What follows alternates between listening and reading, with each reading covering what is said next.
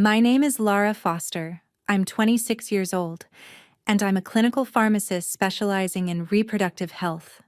Last week, I stood in ICU room 615 at Massachusetts General Hospital, watching the woman who destroyed my life grab my mother's wrist with the last bit of strength she had left, my sister Claire. She was dying from leukemia, and she needed my bone marrow to survive. But that's not why my parents were wailing in that sterile room under the fluorescent lights at 3:17 a.m. They were crying because Claire finally told the truth. 10 years ago, my parents threw me out of our house in South Boston at 4:47 p.m. on Thanksgiving Day. I was 16. They found Plan B in my purse and called me a murderer in front of 12 relatives. My father is a devout Irish Catholic. My mother goes to confession every Tuesday. They didn't ask questions. They didn't let me speak. I had 20 minutes to pack. For 10 years, I was dead to them. 0 calls. 0 cards. 47 letters I sent came back marked return to sender in my mother's perfect handwriting. But 3 weeks ago, Claire's white blood cell count hit 186,000, and suddenly, they remembered I existed. Let me take you back to when I still believed my family loved me. 2015. I was 16. We lived at 47 Maple Street, South Boston. A pale blue 2-story with a white picket fence, exactly 6 minutes walking distance from St. Brigid's Parish. My father, Vincent Foster, was a factory supervisor. My mother, Catherine, was a full-time homemaker. My sister Claire was 3 years older, working as a pharmaceutical sales rep for MedTech Solutions. We went to Mass 3 times a week. Sunday mornings, Wednesday evenings, and Friday mornings if there was a special feast day. My father sat in the third pew on the left, the same spot the Foster family had occupied for 23 years. Dinner at 6 p.m. sharp, prayer before meals, rosary after. In this house we serve God first, family second, ourselves never. My father said that line every Sunday night. I'd memorized it by age 7, but in November 2015 I started noticing something off. Claire came home late on Tuesday nights. A strange men's cologne. Not Jake's, her public boyfriend. I didn't ask. In this family, you didn't question Claire. Claire was the golden child. $68,000 a year salary, a 1.2-carat engagement ring from Jake Halloran, a junior associate at a top Boston law firm. Wedding booked for June 2016 at St. Brigid's Hall, $3,200 deposit already paid. At church, people praised my sister. Claire Foster is a model for young women. Faith and career, both perfect. My parents smiled when they heard those compliments. And me? My mother looked at me with disappointment every time I came home 10 minutes late from my CVS shift. Why can't you be more like your sister? She has her life together. A week before Thanksgiving, I found a pregnancy test wrapper in Claire's bathroom trash. The test was negative. I stood there, holding the paper wrapper, wondering if I should ask her about it. But then I threw it in the outdoor garbage. I didn't know that was the first sign of the disaster coming. I was a junior in high school then. 3.8 GPA. I wanted to study pharmacy. That dream started with Mrs. Chen, my school counselor, who told me, "Laura, you have an analytical mind. Pharmacy would suit you." I worked part-time at CVS, 12 hours a week, minimum wage. I'd saved $340. Pharmacy school scholarship applications would open in March 2016. I was preparing step by step. But my father didn't support it. "Education for girls is a waste unless you plan to marry well," he said one evening. "Your sister knows that. She chose a career but also found a good man. What about you?" I didn't argue. Just kept saving, kept working, kept dreaming. A week before Thanksgiving, my Plan B instructional handout from CVS training disappeared from my backpack. I thought I'd dropped it at school. Didn't think much of it. That was my biggest mistake. Thanksgiving morning, I woke up at 6:30 a.m. to help Mom prepare the turkey. We were having 12 relatives over: Uncle Patrick, Aunt Moira, and various cousins. Dinner at 3 p.m. Claire arrived late. 4:15 p.m. Face pale. She declined wine when Mom offered. Strange, because she always had one glass at family meals. "Are you okay?" Mom asked. "I'm fine, Mom. Just a bit tired." Then Mom asked Claire to go upstairs and get extra napkins from my room. Claire stood up quickly. Too quickly. "I'll get them right now, Mom." I was in the kitchen washing dishes. Didn't think anything of it.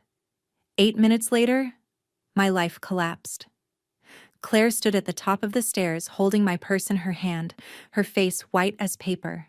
12 people sat around the dining table. Golden brown turkey, mashed potatoes, cranberry sauce, laughter, the clink of glasses, Aunt Moira telling stories about her trip to Rome, Uncle Patrick complaining about the Patriots losing, kids running around in the living room. At 4:47 p.m., Claire appeared at the top of the stairs. She held my purse. Her hands were shaking, her eyes red like she'd been crying. I was looking for napkins and saw Lara's purse open and... Her voice choked. "Oh my God, Lara, what did you do?" Claire dumped the entire contents of my purse onto the dining table. Wallet, phone, lipstick, keys, some loose change, and a Plan B box. Still sealed. CVS receipt stuck to the back. Dated November 23, 2015, yesterday. The room went silent.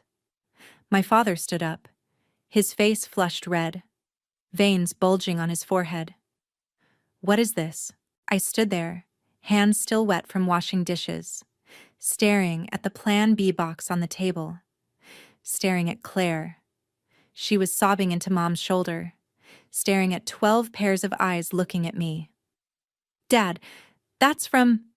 "Don't lie!" my father shouted. His hand slammed down on the table. Plates jumped, wine spilled onto the tablecloth. "The receipt has your name. Yesterday, you bought this." "Dad, it's from CVS training. We have to learn about..." "Be quiet!" His voice like thunder. "You brought murder pills into my house, on Thanksgiving, before God and family." My mother clutched her rosary, lips moving in prayer. Aunt Moira led the children outside. Uncle Patrick shook his head, stood up, and left the table. 7 relatives left the room within 3 minutes. Only Dad, Mom, Claire, me, and 2 cousins standing in the corner remained. My father quoted scripture. 1 Corinthians 6:18. Flee from sexual immorality. He said the words murder pill 4 times. My mother cried into her rosary beads. I tried to explain. "It's from the employee training kit. We have to learn about contraception counseling. I've never..." No one listened. Not one person. Catherine looked at Claire. "Did you know about this?" Claire shook her head, tears streaming down. "I didn't know, Mom. I swear. I had no idea she was..." Her voice didn't finish the sentence, but the implication was clear. "You have 20 minutes, my father said. His voice cold as ice. "Pack what you can carry. You are not my daughter." "Dad, please." "No negotiation. When you're ready to confess your sins and beg God's forgiveness, maybe we'll talk.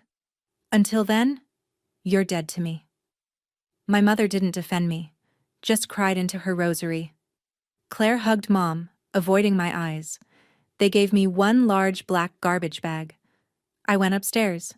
20 minutes. 1,200 seconds. I stuffed clothes into the bag. Toothbrush, phone charger, textbooks, family photos. No, leave them. They don't want me to have their pictures. $340 from inside a shoebox. ID papers. Learner's permit. At 5:07 p.m., I came downstairs, garbage bag over my shoulder. My father opened the front door. Cold wind rushed in. Temperature 19 degrees Fahrenheit. "Go." I stepped outside, heard the door slam behind me, heard the deadbolt click. I turned back to look through the window. Claire sat in my chair at the dining table, eating pumpkin pie. I slept in my 2003 Honda Civic that night, parked 6 blocks away. Temperature 19 degrees Fahrenheit. I curled up under a thin jacket. My breath created fog on the windows. I texted Claire at 11:34 p.m. "Why did you do this?" Blue checkmark appeared. Red. No reply. I slept in my car for 47 nights, November 25th to January 10th. Showered in the school gym locker room at 6 a.m. before security arrived. Ate free school lunch. Expired food from CVS. Employee perk. Temperature dropped to -12 degrees Fahrenheit on December 28th. I woke up with numb feet. Couldn't feel my toes. Had to massage them for 15 minutes before sensation returned. The $340 remained untouched. I didn't touch it. That money was for college tuition, if I lived long enough to get there. I maintained perfect attendance at school. No one knew I was homeless. I wore clean clothes every day, brushed my hair, light makeup. I refused to let anyone see me break. No phone calls from family, no texts, nothing. On January 11th, the school nurse, Mrs. Carol Pattinson, knocked on my car window at 6:42 a.m. I was brushing my hair using the rearview mirror. "Laura, we need to talk." Mrs. Pattinson, 62 years old, 30 years of experience. She connected me with social services. Emancipation petition filed January 18th, 2016. Temporary foster placement with Ms. Delgado, 62, South End, address 342 Shawmut Avenue. Court date, February 29th, 2016. "Your parents can contest this," Mrs. Pattinson said. "Do you think they will?" "No," I said. "They already erased me." On February 12th, the court served notice to Vincent and Catherine Foster, 47 Maple Street. They didn't show up. Didn't contest. On February 29th, Judge Catherine Mills granted my emancipation. I was 16 years old, legally an adult, legally an orphan, while my parents were still alive. Mrs. Pattinson attended the hearing as my character witness. She was the only person in that courtroom who believed me. March 2016, after emancipation was granted. I wrote my first letter explaining the truth. The Plan B was from my CVS training module, Employee Education on Contraception Counseling. Never used, still sealed. I included a verification letter from my CVS manager. The letter was 3 pages, handwritten. "Dad, Mom, the Plan B was part of my job training at CVS. I never had sex. I never took it. Please call me. I forgive you. I just want to come home. Love, Lara."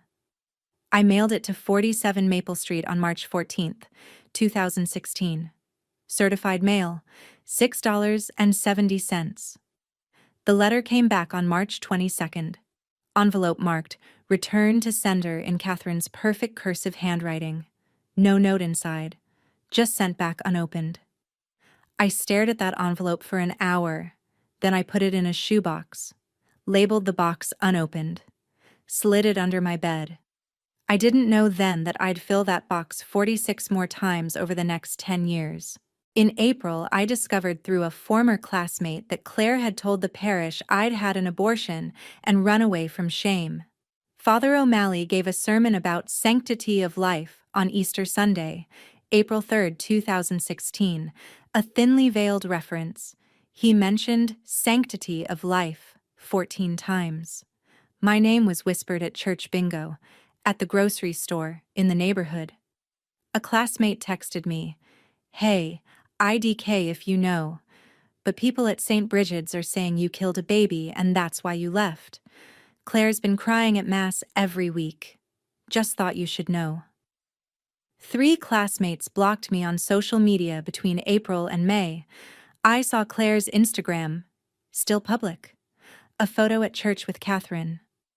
Caption: Praying for those who lost their way. 127 likes. I blocked her account. Deleted all social media. If they wanted to erase me, I'd let them. But I wouldn't watch. June 2016. Claire married Jake Halloran at St. Bridget's. 180 guests. White dress, rosary bouquet. I wasn't invited. I stood across the street and watched from a distance. Saw my parents walk Claire down the aisle. Saw Uncle Patrick and Aunt Moira in the third pew. Our pew. Saw the reception line outside the church. Everyone smiling. Everyone celebrating. I walked away before the recessional. Went back to Ms. Delgado's house. Deleted every family photo from my phone. 4 years of memories. Gone. I kept only one photo, my acceptance letter to Northeastern University's PharmD program. Full scholarship. I'll become someone they can't ignore, I said to myself that night. I didn't know then that it would take 10 years and a terminal diagnosis to make them see me again. Northeastern PharmD program. 6 years total. 2 years pre-pharmacy. 4 years doctoral. I worked 25 hours a week. CVS plus campus bookstore. GPA 3.92. I specialized in reproductive health. A deliberate choice. I want to help people understand what Plan B actually is, I told my advisor in 2018. In a 2019 lecture, my professor said something that changed me.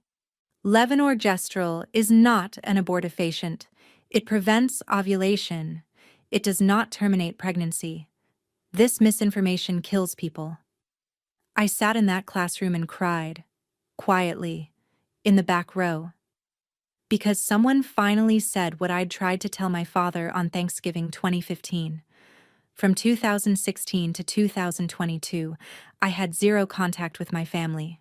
I worked, studied, survived. $47,000 in student loans despite the scholarship. Living costs, books, rent. But I was free. In 2018, I published a research paper, Emergency Contraception Counseling in Catholic Communities. I used a fake name, L.M. Foster, to avoid my parents seeing it. The paper appeared in the Journal of Pharmacy Practice. I graduated in May 2022 with my PharmD. Mrs. Pattinson was the only person in the audience when they called my name. She took a photo of me in my white coat. The only family photo I have from that day. Between 2016 and 2025, I sent 47 pieces of mail to 47 Maple Street. Birthday cards, Christmas cards, graduation announcements, letters explaining the truth, begging them to listen. Every single one came back. Return to sender. I kept them all in the shoebox, never opened by them. All returned in Catherine's handwriting. A 2020 letter I wrote. Mom, I'm going to graduate in 2 years. I'll be Dr. Foster. I just want you to know I'm okay. I still love you. Please write back. Laura. Returned. Unopened. By 2023, I'd spent $186.50 on postage to send letters they'd never read. In 2021, I tried calling from an unknown number. Catherine answered. Mom, it's me. She hung up. The number was blocked within 5 minutes. Over 10 years, I called 892 times. Different numbers, different times of day. All eventually blocked. All instantly disconnected. I kept the call logs, saved every screenshot, printed them out, put them in the shoebox. Evidence. Proof. Receipts. I didn't know what I was collecting them for. I just knew I needed proof that I'd tried. After my PharmD, I joined Planned Parenthood South Boston, clinical pharmacist, 2 miles from 47 Maple Street. I could have walked there from where they threw me out. I counseled 40 patients a week on contraception. Plan B, medication abortion. Massachusetts law allows pharmacist counseling. I wrote prescriptions, explained side effects, held hands when patients cried. On February 2nd, 2025, I wrote prescription number 10,000. My colleagues threw a small celebration. Cupcakes in the break room. A card that said, "You're changing lives." I thought about my father calling Plan B a murder pill. I thought about the 10,000 women I'd helped. The irony wasn't lost on me. A 16-year-old came to me once, crying. "My parents will kill me if they find out." I looked at her and saw myself. Same age, same fear. "I'm going to make sure you're safe," I told her. "That's my only job, not to judge you." She hugged me when she left, thanked me. I went to the bathroom and cried for 10 minutes, then washed my face and saw my next patient. In January 2025, I noticed something on a supply shipment invoice. MedTech Solutions provided our clinic with contraceptives. The account representative listed on every shipment, Claire Halloran, née Foster. Claire had been seeing my name on shipment logs since 2022. 3 years, quarterly shipments, 12 total invoices with my name and workplace address. She knew where I worked, knew what I did, knew I was alive. Never reached out. Not once. I stared at that invoice for a long time, her signature at the bottom. Professional, clean, like I didn't exist. I filed it with the other receipts. December 24th, 2018. Christmas Eve, 11:56 p.m. My phone rang. Unknown number. I didn't answer. A voicemail. 2 minutes, 14 seconds. Vincent's voice. Drunk, slurring, crying. "Laura, it's Dad. I miss my little girl. But you killed our family. I can't forgive. I just can't." The voicemail cut off. I called back on Christmas morning. Vincent answered. Heard my voice. "Don't ever call here again." He hung up. Blocked the number. That was call number 892. The last one I ever made. I saved that voicemail. Listened to it 63 times over the next 6 years. Trying to hear love underneath the hate. Trying to find some proof that he missed me. All I heard was a man who believed his daughter was a murderer. I was never a murderer. I was just 16 years old and trying to do my job. February 8th, 2025. 6:22 a.m.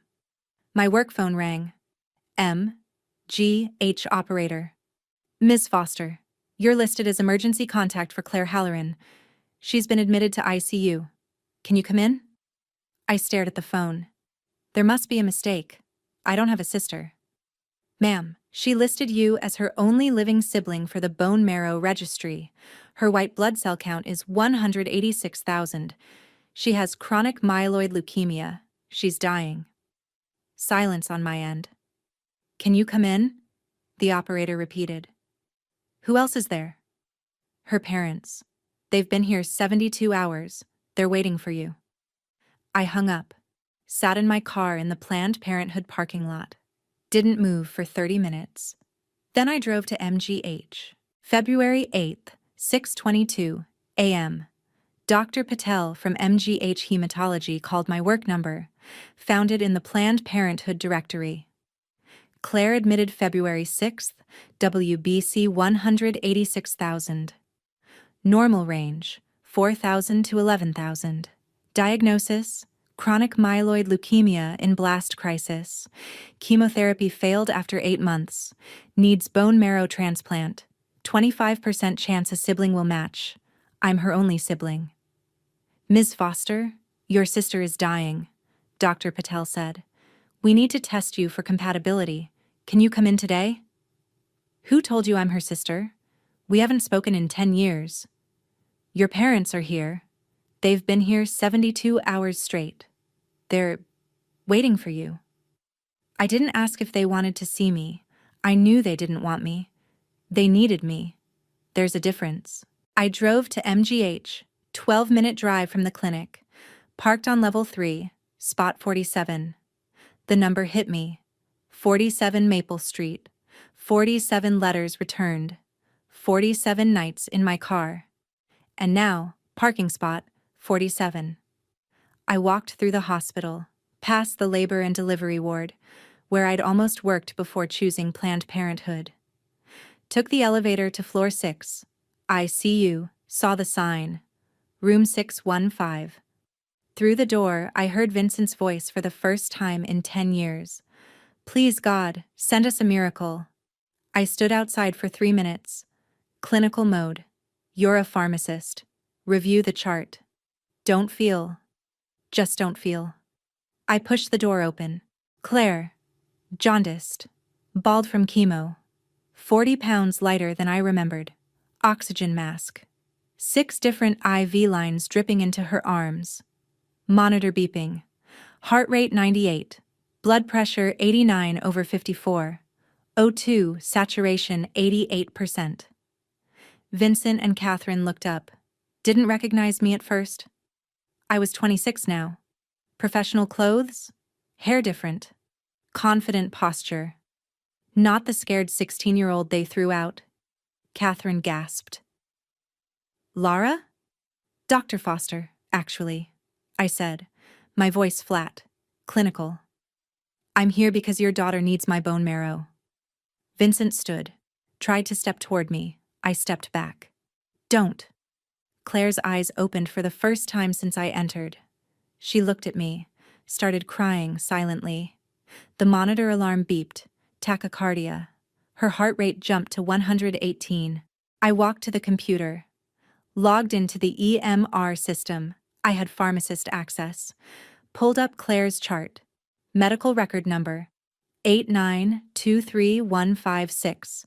Admitted February 6, 2025. Diagnosis date June 2024. 8 months ago. Imatinib 400 milligrams daily. Failed. Blast count now 35%. Terminal stage. Hemoglobin 6.2. Normal is 12 to 16. Platelets 22,000. Normal is 150,000 to 400,000. Prognosis without transplant, 3 to 6 weeks. Prognosis with transplant if I match, 60% 5-year survival. I read aloud, clinical tone. Hemoglobin 6.2. Platelets 22,000. She's bleeding internally. She needs a transfusion before we even test compatibility. Catherine stared at me. You understand all this? I'm a clinical pharmacist, I said. This is what I do. I scrolled further. Emergency contact section. Parents listed first. Then, sibling. Lara Foster. Estranged. Note dated February 6, 2025. 2 days ago. They'd known where to find me for 3 years. MedTech shipment logs. Claire saw my name quarterly since 2022. They only called when she was dying. I looked at Claire's hospital wristband. Name: Claire Foster Halloran. Date of birth: March 15, 1996. Allergies: penicillin. Code status: full code. Wedding ring still on her finger. Where's Jake? I asked. Vincent's voice quiet. He left. 6 months ago, when she got diagnosed. I looked at my father for the first time. So he left when she got sick. And you threw me out when you thought I was sick. Interesting pattern. Catherine flinched like I'd slapped her. Lara, please, she said. We made a mistake. We didn't know. Didn't know what? I interrupted. That plan B isn't abortion? I tried to tell you. You had 20 minutes of rage and 10 years of silence. Which part didn't you know? No one answered. Dr. Patel entered. Asked me to do HLA typing. Blood test for compatibility. Takes 3 to 5 days for results. I agreed. Not because I forgave them, but because I'm a healthcare provider. I took an oath. The phlebotomist drew 4 vials. My parents watched silently. If you match, the donation procedure is 6 hours under anesthesia, Dr. Patel explained. Recovery 2 to 4 weeks. There's a 1% risk of serious complications, but there's no obligation if you decline. This is entirely voluntary. I understand, I said. As I stood to leave, Claire spoke, her voice weak, hoarse. "Lara, wait." I stopped at the door, didn't turn around. "I'm sorry." I looked back at her. "For which part?" Then I walked out. I sat in my car, parking spot 47, for 30 minutes. Didn't cry, didn't scream, just sat. Called the Planned Parenthood director. "I need 2 weeks off. Family emergency." She paused. "I didn't know you had family." "I don't," I said. "That's the emergency." February 13th, 5 days after the blood draw. Dr. Patel called. "You're a 10 out of 10 match. Perfect. We need your decision in 72 hours. Claire has maybe 2 weeks left." I asked for 48 hours to think. My parents called 8 times in 3 hours. I didn't answer any of them. I went to work, saw a patient, 16 years old, scared, picking up Plan B. "Thank you for not judging me," she said. I almost broke right there. February 15th, 2 a.m. I couldn't sleep. Drove to MGH. Didn't plan it. Just drove. Parked. Walked to floor 6. Saw Vincent and Catherine sleeping in chairs outside room 615. They'd been there 72 hours straight. I entered Claire's room alone. Monitors beeping. Heart rate 118. Blood pressure 89/54. O2 saturation 88%. Morphine drip at 8 milligrams per hour. Claire was asleep. Or sedated. Hard to tell. I stood at the foot of her bed. This woman destroyed my life. And now I had the power to save hers. The same power they'd denied me. The power to choose. 3:17 a.m. Claire's eyes opened. Morphine haze. She saw me. "You came back?" she whispered. "I'm still deciding," I said. "I need to tell you something." Her hand reached out, trembling. I didn't take it. Catherine and Vincent woke up, heard voices, rushed into the room. Claire's hand shot out, grabbed Catherine's wrist, with shocking strength for someone so weak. The monitor alarm went off. Heart rate spiked to 142. Claire looked at our parents, then at me. "Mom? Dad?" Her voice cracking. The Plan B was mine. I was sleeping with David Ross. He was married. I was pregnant. I took the Plan B. I put it in her purse at Thanksgiving because I was scared you'd find out. I let you destroy her. I killed our family. 42 words, each one a nail in their coffin. Catherine screamed, primal, animal. The sound of a mother realizing she'd killed her child. Vincent vomited into the trash can. 6 heaves. The nurse ran in. Claire's grip loosened. Her O2 saturation dropped to 84%. Monitor alarms escalated. I stood frozen. Clinical shock and emotional tsunami hitting me at the same time. Catherine collapsed, hyperventilating. Blood pressure spiked to 168/105. A nurse helped her to a chair. Vincent on his knees, sobbing. The kind of crying that empties you out. The nurse increased Claire's morphine. 4 more milligrams, put her O2 up to 6 liters per minute. Called for the code cart on standby. Dr. Patel arrived, asked the family to leave the room. Vincent looked at me, tears and vomit on his face. We didn't... Oh God, what did we do to you?" I looked at him, my voice flat, empty. "You believed her. For 10 years, without question. That's what you did." Security escorted my parents to the family waiting room. Catherine needed Ativan. Vincent was sedated. I walked to the nurse's station, used my pharmacist credentials to access Claire's full medical record. Found a note from her June 2024 intake. Patient reports guilt over family estrangement. States, "I ruined my sister's life." Claire had known for 8 months she was dying. Never reached out to confess until she needed my bone marrow. Even this confession was transactional. I sat alone in the ICU hallway. My phone buzzed. Text from an unknown number. I heard you're at MGH. I always knew you were innocent. I'm proud of who you became. Carol P. Mrs. Pattinson, the school nurse who saved me. I cried for 4 minutes. First tears in 10 years. Then I stopped. Washed my face in the bathroom. Clinical mode back on. I walked to the waiting room where my parents sat. I'm donating the bone marrow, I said. Not because I forgive you, not because we're family, but because I took an oath as a healthcare provider to do no harm.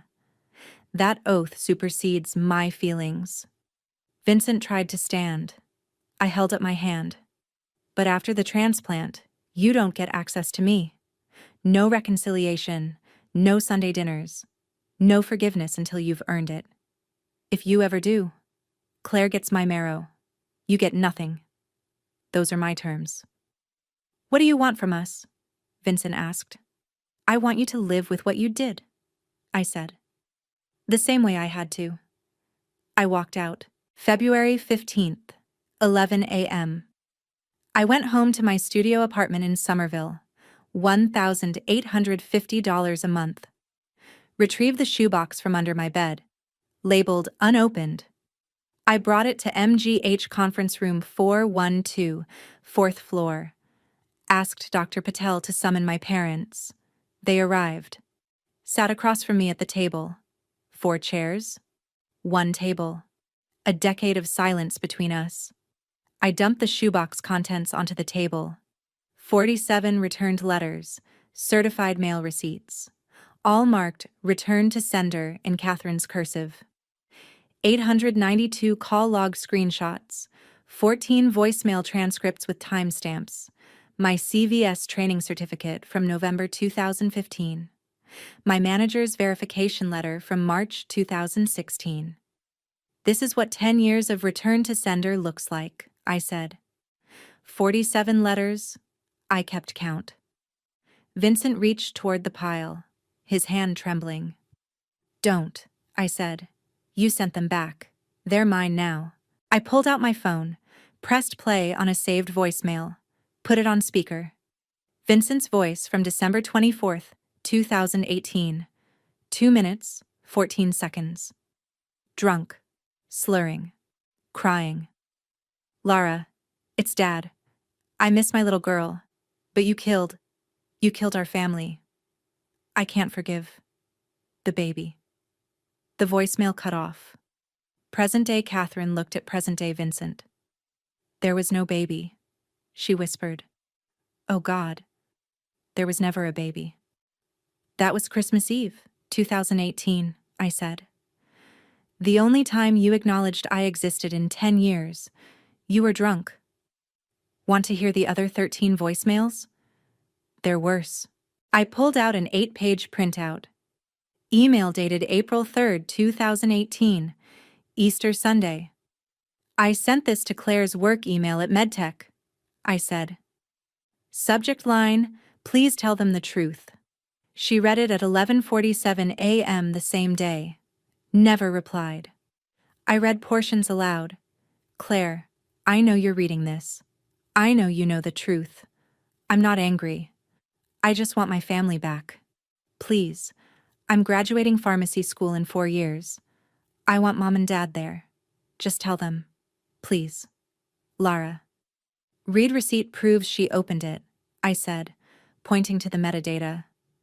2 hours and 25 minutes after I sent it. She read every word, never wrote back. Vincent's voice cracked. Why didn't she? Because she was comfortable, I said. You believed her. She had the perfect life. I was the sacrifice she was willing to make. I pulled out my prescription pad from Planned Parenthood, the logo visible. I write Plan B prescriptions 6 times a week on average, I said. 312 times a year. For 3 years. That's 936 prescriptions total. For the pill you called murder. I help scared 16-year-olds who remind me of myself. That's my job now. Catherine stared at the prescription pad like it was a snake. You work at Planned Parenthood? Yes, I said. 2 miles from your house. I could have walked there from where you threw me out. But you never looked for me, did you? Silence. You want to know the really ironic part? I continued. MedTech Solutions, Claire's company, supplies contraceptives to my clinic. I saw her name on shipment invoices 12 times between 2022 and 2025. She knew where I worked, what I did, that I was alive. She never reached out. I slid one of the invoices across the table, Claire's signature at the bottom, professional, clean. She chose silence, I said. All of you did. I stood up. Clinical mode? Rehearsed. Here's what's going to happen. I will donate bone marrow to Claire. Not because I forgive you, not because we're family, but because I took an oath as a healthcare provider to do no harm. That oath supersedes my feelings. Vincent started to speak. I held up my hand. But after the transplant, you don't get access to me. No reconciliation, no Sunday dinners. I will give you a list of conditions. If you meet them, maybe, in a year, we'll talk. But forgiveness is not guaranteed. Ever. What do you want from us? Vincent asked again. I looked him in the eye. I want you to live with what you did, the same way I had to. I collected the receipts, put them back in the shoebox, left it on the table. Keep them, I said, so you remember. I walked out. Security footage later showed Vincent and Catherine sat in that conference room for 40 minutes after I left. Not speaking. Not moving. At minute 37, Catherine picked up one envelope, the 2019 Christmas card. Opened it for the first time. My handwriting. I miss you. Merry Christmas.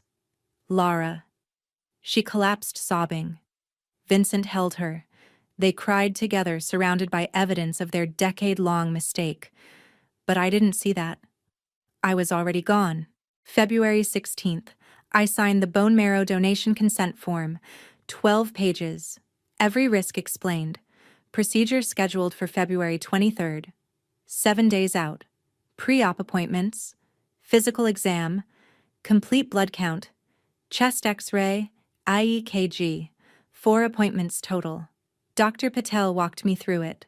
6 hours under general anesthesia will extract approximately 1,200 milliliters of bone marrow from your posterior iliac crest, your hip bones. Recovery is 2 to 4 weeks. Pain is significant. There's a 1% chance of serious complications. Infection, bleeding, reaction to anesthesia. I understand, I said. You can change your mind any time before we put you under, Dr. Patel said. No one can force you to do this. I know, the nurse asked. Who's your emergency contact for the procedure? I paused. Wrote, Carol Pattinson, former school nurse, not my parents. February 22nd, 11 p.m. I couldn't sleep, sat in my apartment, looked at the empty shoebox I'd left the receipts with my parents, thought about Claire's confession. I killed our family. She didn't confess out of guilt. She confessed because she needed my bone marrow and thought the truth would make me donate. Even now it was transactional. My phone buzzed. Text from Catherine. First text in 10 years. Thank you for saving her. I know we don't deserve it. Mom. I stared at the message for 5 minutes, blocked the number. February 23rd, 6 a.m., MGH Operating Room 12, temperature 65 degrees Fahrenheit, steel tables, anesthesia machine humming. The anesthesiologist placed my IV. Count backwards from 10. 10, 9, 8. I'm doing the right thing. That's enough. I went under. 6 hours. They harvested 1,200 milliliters of bone marrow, bilateral posterior iliac crest, 14-gauge needles, 6 syringes filled. My parents waited outside the OR, not allowed in. Vincent paced, Security cameras showed him walking 180 steps per hour for 6 hours straight. Catherine clutched her rosary. I woke up in recovery at 2 p.m., morphine PCA pump. Pain 7 out of 10. First thing I saw, Vincent and Catherine standing at the door. Not allowed inside. Get out, I said. My voice groggy from anesthesia but clear enough. The nurse escorted them away. Same day, 3:30 p.m. While I was still in recovery, my bone marrow was infused into Claire. IV transfusion. Looked like blood. Took 45 minutes. Dr. Patel reported to my parents. Infusion complete. Now we wait 2 to 4 weeks for engraftment. If it takes, she has a 60% chance of 5-year survival. I wasn't there. Still in recovery. Still on morphine. Still in pain from giving my sister a second chance at life. The next day, discharge nurse came in. Your parents wanted to drive you home. I looked at her. I took an Uber. The receipt? $23. Driver named Hassan. 4.9 stars. February 26th. 3 days post-op. Pain 6 out of 10. Taking prescribed oxycodone. Lying in my apartment alone. Dr. Patel called. Early signs of engraftment. Claire's white blood cell count is starting to climb. Looks very good. Thank you for letting me know, I said. Hung up. Felt nothing. Not relief, not satisfaction, not even sadness. Just empty. I went back to sleep. April 8th, 2025. Day 42, post-transplant. Dr. Patel sent me an update. Professional courtesy, not family notification. Claire's engraftment confirmed. 89% donor cells. My cells. My bone marrow keeping her alive. WBC, 4,200. Normal range. Platelets, 156,000. Normal range. Hemoglobin, 11.8. Nearly normal. Discharged from hospital to 47 Maple Street. To our parents' house. I received this update via email. Not from my family, from her doctor. 2 days later, Facebook friend request from Catherine. I opened her profile. Recent photo, Catherine and Vincent with Claire at home. Claire bald but smiling. Caption: Miracles happen, 340 likes. I declined the request. April 12th. I wrote the final letter. Certified mail. Signature required. Sent to 47 Maple Street. 8 conditions for any future contact. 1. Public apology at St. Brigid's Parish, Father O'Malley presiding. Retracting the abortion rumor. 2.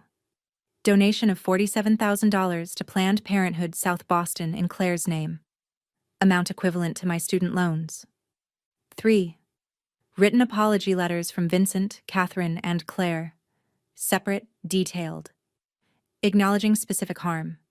4. No contact for 1 year minimum, starting April 12th, 2025. 5. No social media mentions of me, no photos, no tags, no miracle daughter narrative. 6. Family therapy. 12 sessions minimum before any in-person meeting. 7. Acceptance that I will never return to the South Boston home. Will never attend family holidays. 8. Understanding that forgiveness is not guaranteed, even if all conditions are met. Mailed April 12th. Certified mail, $8.50. Tracking confirmed delivery April 16th. Signed by Vincent. No response for 6 days. April 22nd, 8 p.m. I finished my shift at Planned Parenthood. Walked to my car. Claire was waiting. Bald, thin, wearing an N95 mask. Immunocompromised protocol. First time seeing her since the transplant, since her confession, since I gave her my bone marrow. She tried to hug me. I stepped back. 6 feet. Laura, please, she cried. I'm so sorry. I was scared. I was young. I didn't know what I was doing. You were 19, I interrupted. My voice calm, clinical. I was 16. You were old enough to know what you were doing, and you did it anyway. What can I do to make this right? Read the letter I sent Mom and Dad, I said. Follow the conditions. Then maybe in a year we'll talk. Maybe. I got in my car, drove away. Security camera footage showed Claire standing alone in that parking lot for 11 minutes. Then she left. May 2025. My parents completed 4 out of 8 conditions. Condition 2. $47,000 donation to Planned Parenthood. Check dated May 6th. Verified. Condition 6. Family therapy started. Sessions every Tuesday with Dr. Nguyen. 8 sessions completed by June. Condition 3. Vincent's apology letter arrived May 10th. 8 pages. Handwritten. Detailed. Excerpt. Lara, I failed you as a father. I chose my pride over my daughter. I believed a lie because it was easier than facing the truth. I will spend the rest of my life regretting Thanksgiving 2015. I don't expect forgiveness. I just want you to know. You were always enough. I was the one who wasn't. Dad. Catherine's letter arrived May 12th. 6 pages, shaky handwriting, tear stains. But they did not complete. Condition 1. Public parish apology. Father O'Malley advised against it.